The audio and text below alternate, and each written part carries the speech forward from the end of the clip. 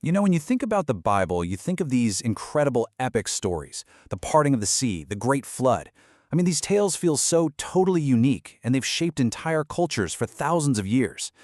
But what if I told you that a lot of them already existed, in some form, centuries, sometimes even 1,000 years before the Bible was even written down? Let's dig in and uncover the hidden history behind these iconic stories. So that's the big question we're really digging into here.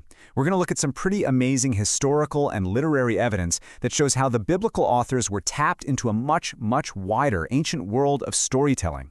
And the key idea to wrap your head around is something scholars call a common cultural backdrop.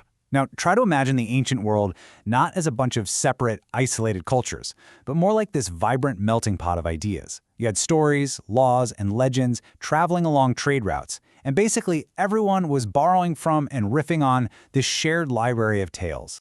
And there is absolutely no better place to start than with one of the most famous stories in the entire Bible, the Great Flood, and of course, Noah's Ark.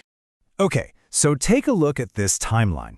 The book of Genesis, which is where we get Noah's story, was written down way, way later than this Mesopotamian story called the Atrahasis epic. That thing dates all the way back to around 1700 BCE. We are talking about a huge gap in time here. Now, in the older Atrahasis epic, it's human overpopulation that really annoys the gods. In Genesis, it's human wickedness that brings on the flood. But after that, the similarities are just stunning. A god warns a single righteous hero. He's told to build a massive boat and save his family and pairs of animals. Then a catastrophic flood wipes out all of humanity. The boat lands on a mountain, and the hero makes a sacrifice. I mean, come on, the plot points are nearly identical. And this pattern, it's not just a one-off thing. We see something really similar when we look at the creation of the world itself, from Genesis chapter 1. And just like the flood story, the timeline is super revealing.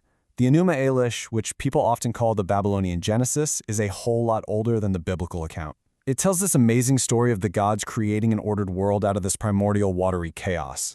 The parallels in how the stories are structured are pretty remarkable. Both of them start with this formless, watery abyss. Both stories have a part where the waters above are separated from the waters below to create the sky. They both establish light, create the sun and the moon, and then it all culminates in the creation of humanity. The sequence of events is just strikingly familiar. But this pattern of shared stories goes even deeper. It goes way beyond creation and floods, right into the lives of iconic heroes and even the foundations of law. We all know the dramatic origin story of Moses, right? A baby in a basket, floating down the river, saved from certain death. It's unforgettable. But get this. Over 1,000 years before the book of Exodus was written, people in Mesopotamia were telling a nearly identical story about their great king, Sargon of Akkad. His legend goes all the way back to around 2300 BCE. And the parallels aren't just some vague ideas, they're in the tiny details.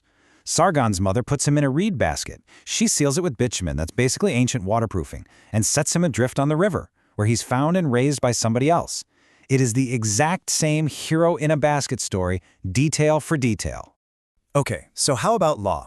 The famous principle of an eye for an eye. I mean, that feels like it comes straight out of the Bible, right? A real cornerstone of Mosaic law.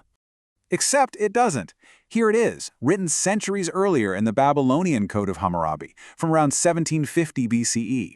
The phrasing is almost word for word. This wasn't some brand new idea. It was a widely accepted legal principle from that common cultural backdrop we were just talking about.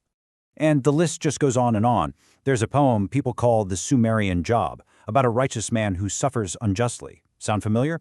It predates the biblical book of Job. And a big chunk of the book of Proverbs shows such a close relationship to an Egyptian text called the Instruction of Amenemope that a lot of scholars think it was a direct influence. So what does all this mean? Does knowing where these stories came from somehow diminish them? Does it make them less special? Not at all.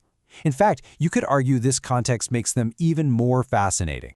At the end of the day, the takeaways are pretty clear. First, the biblical authors weren't writing in a vacuum. They were part of a really rich cultural conversation. Second, and this is crucial, they weren't just copying and pasting. They took these familiar, popular stories and totally repurposed them for a radical new goal, to tell the story of a single, all-powerful God. Think about it. The Babylonian flood was caused by humans being too noisy.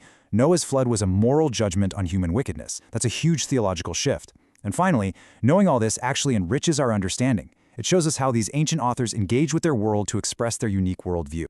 Realizing that these powerful stories have even deeper, older roots doesn't make them less meaningful. If anything, it connects them to this shared human tradition of trying to make sense of the world, of justice, of our place in the cosmos. So it leaves us with a really fascinating question to chew on.